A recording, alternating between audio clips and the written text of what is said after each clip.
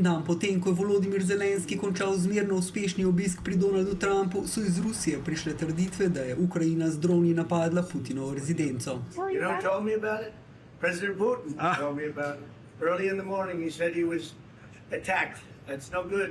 It's no good. To ni prvič, da Trump Putinu verjame na besedo. V Kremlju niso in pravijo, da tudi ne bodo predstavili nobenih dokazov za obtožbe Ukrajine, ki se jim je, kot kaže, pridružil tudi Trump.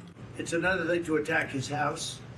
It's not the right time to do any of that, and can't do it. And I learned about it from President Putin, that I was very angry about it. V Kijevu obtožbe o napadu zanikajo in jih označujejo za laž, s katero želi Rusija izteriti diplomatska prizadevanja in napredek pri pogajanjih o mirovnem načrtu. Mnogi poznavalci temu pritrjujejo. The Ukrainian and American positions grew closer. That's a problem for Putin because he does not want an end to the war. So that's why you've got this story today.